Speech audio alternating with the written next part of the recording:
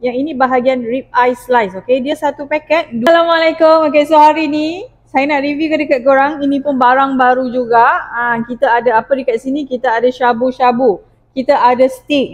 Shabu-shabu kita ada 2 ataupun 3 jenis kan shabu-shabu. So kepada yang dekat rumah tu nak makan apa steamboat ke, nak makan sup ke kan, letak dengan daging ni memang sedap guys. Kalau yang ini bahagian rib eye slice. Okay, dia satu paket 200 gram. Satu paket 200 gram. Lepas tu dekat belakang ni guys, dia ada bagi instruction macam mana kita nak masak daging kerbau ni guys. Okay, so ini dia bukan lembu tau, ini kerbau. Kalau korang nampak ala nak, mesti kerbau.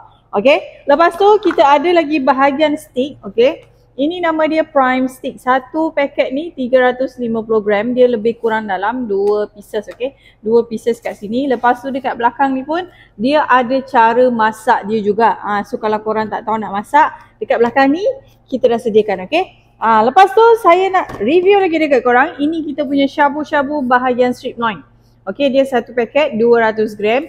Lepas tu belakang pun ada cara masak juga. Yang ini korang nak masak apa sedap, korang nak letak dalam sup sedap. Lepas tu dekat rumah korang ada apa tu, benda tempat steamboat tu, korang boleh grillkan ni guys. Memang sangat-sangat sedap. Okay, so siapa yang boleh pakai semua barang ni? Nak buat makan sendiri boleh, restoran boleh, niaga boleh, korang nak bagi family makan pun boleh, tak ada masalah. Untuk penghantaran kita ada hantar Semenanjung Malaysia, Sabah, Sarawak kita ada hantar. Macam mana apa semua nak order boleh tekan link dekat bawah. Jangan lupa like, share, komen. Okay.